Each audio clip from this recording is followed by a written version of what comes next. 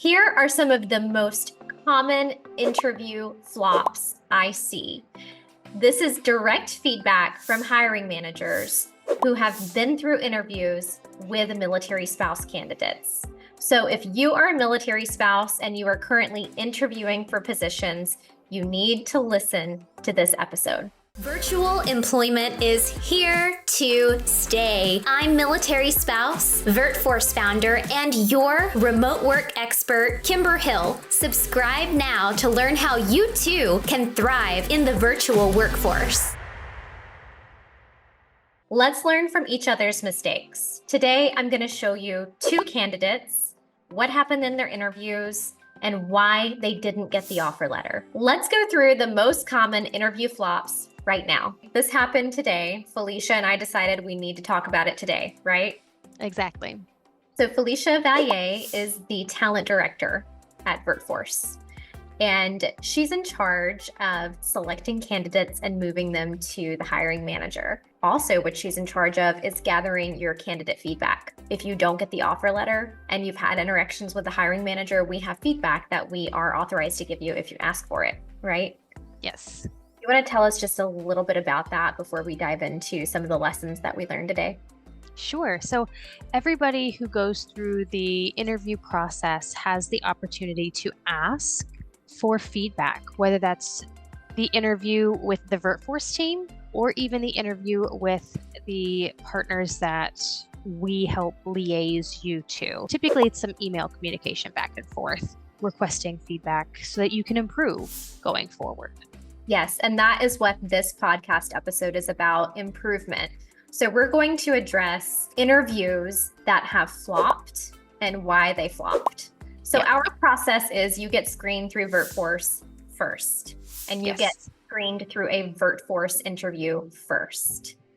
Then you get to meet the hiring manager.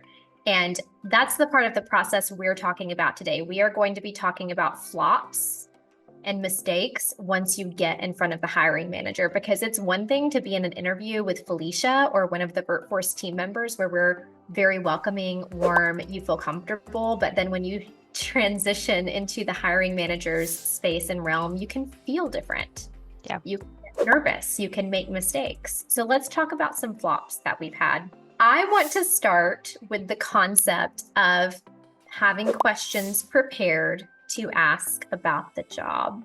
This is common in every interview scenario. When you show up for an interview, the interviewer, whether it be VirtForce or the hiring manager, we are waiting on the moment where you get to ask your questions, because it shows us how invested you are in this opportunity. And if you have not taken the time to prepare, it shows. And if you're not asking questions that are indicative of your interest in the role, it shows.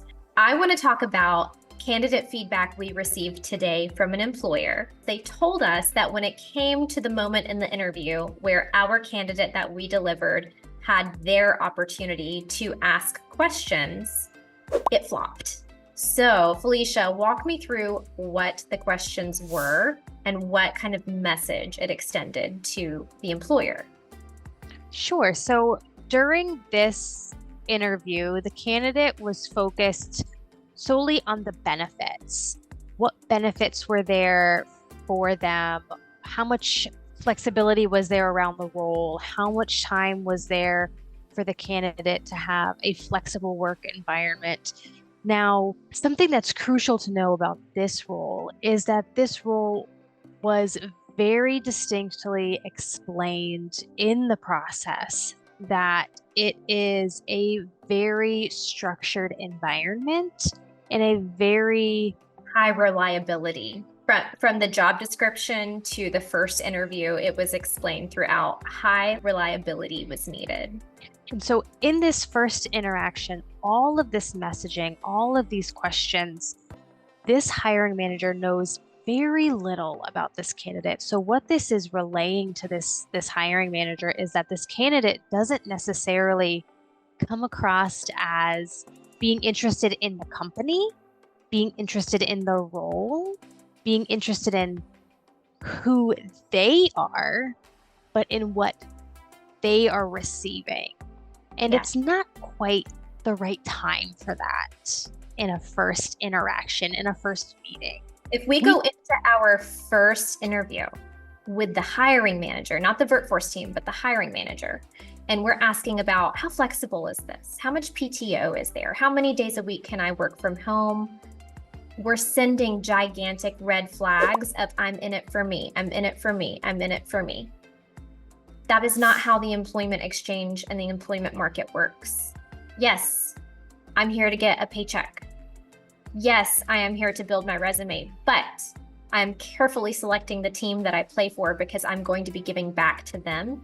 And you have to communicate that you are in the game and you're ready to be a team player. Yeah. There is a time and a place to ask those questions. That first initial meeting is not it. In our job descriptions, the way that we create them, it will glaze over, it will talk about all of that information. It will highlight the perks and the benefits. I will even in our initial interview and discussion talk about that information. But going deeply in that is not for an initial first interview with the hiring manager. Save that for a second interview. Save that for an offer. Save that for the times when you are really getting into those nitty-gritty negotiation and conversations around that. Better questions that you can ask in your first interview. Ask the person interviewing you what kind of leadership style that they have. If they're not the person who's going to be directly managing you, ask of the person who will directly be leading me and managing me, what is their leadership style? What is the work culture of this team like? Those are questions that indicate you're seriously considering this as, do I fit in here? Does this fit me? The questions about PTO, vacation, flexibility, when you're closer to an offer letter, that's when you ask questions like that. Yeah.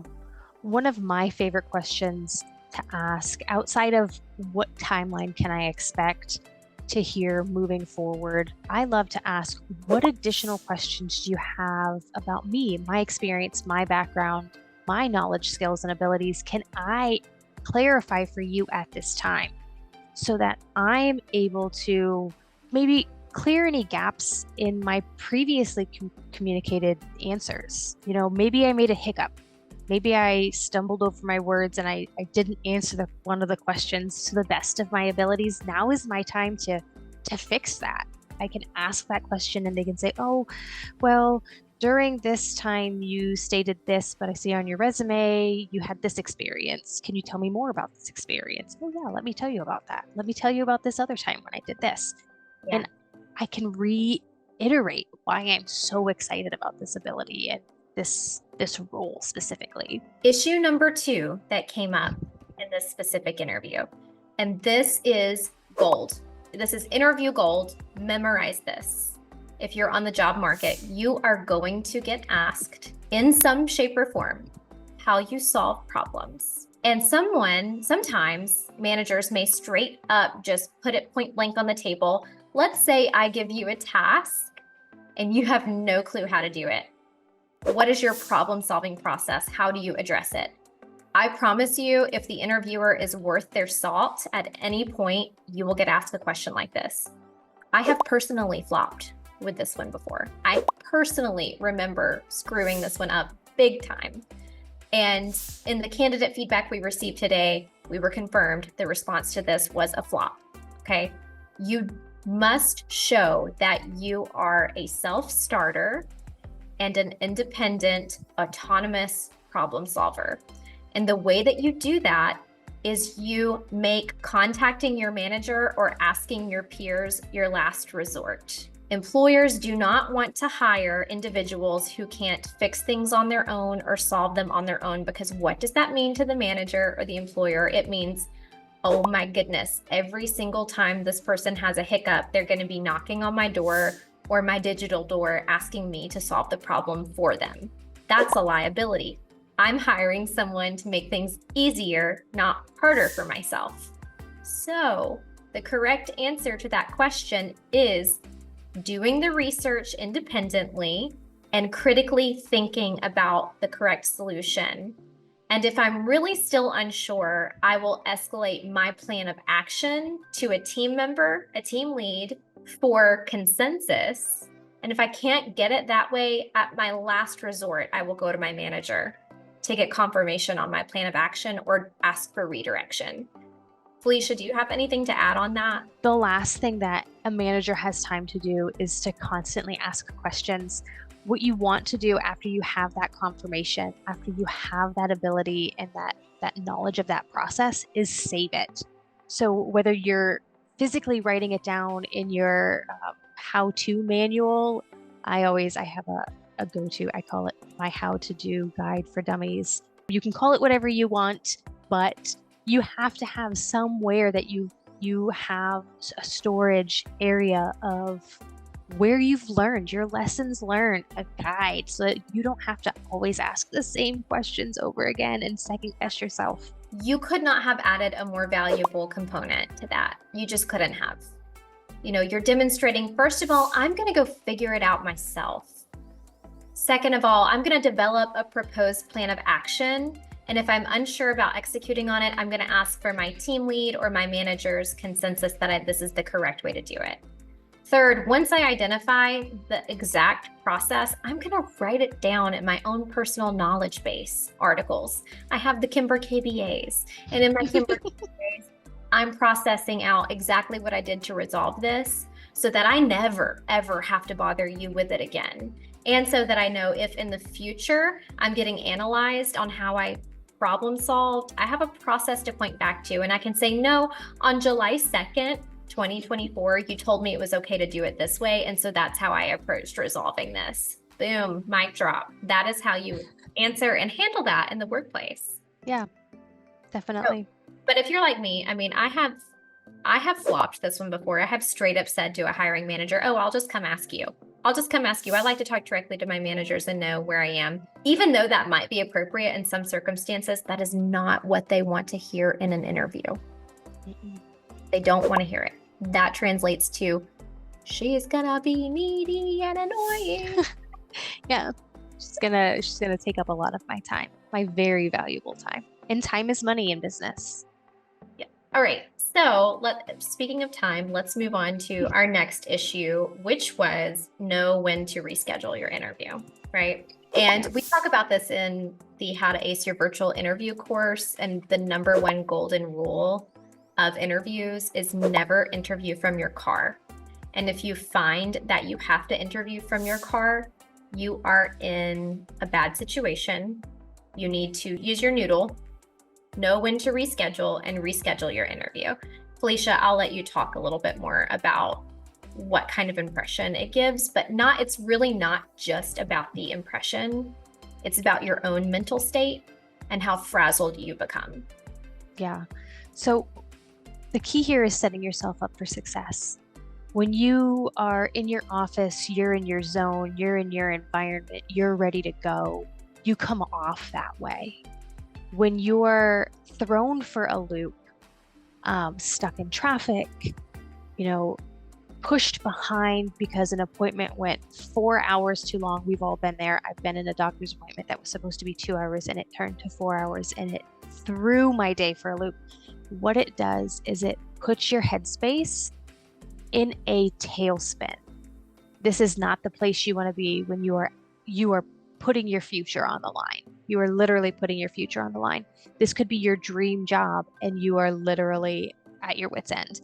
So what that hiring manager sees and hears is a mess and it doesn't come off well. It's not presented well. So reaching out, apologizing, first and foremost, as soon as you know that you are delayed, behind, running into an emergency situation where you are not going to make it home, reach out. 98% of hiring managers are going to understand because life happens every day. I have seen this over and over again in the past 5 years. And the first time that I created the How to Ace Your Virtual Interview course, I knew that I had to indicate, do not interview from your car. But it's more than that. Don't interview on vacation.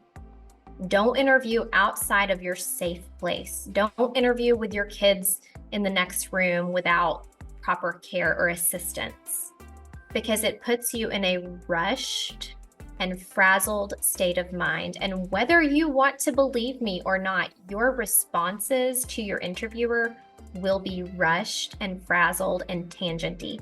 The exact feedback we got from the hiring manager today is that one of the candidates was in a dire situation and chose to interview from their car rather than reschedule. And his exact feedback was, whereas the first interview with this candidate went swimmingly and the thoughts were concise and precise and made complete sense, the performance during the second interview was lackluster and full of random tangents that we felt were red flags.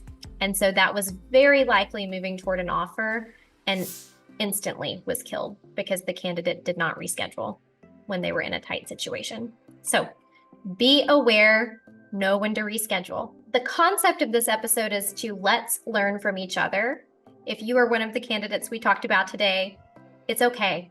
This job was not for you. Let's move on. You're going to be fine. You're going to be absolutely fine.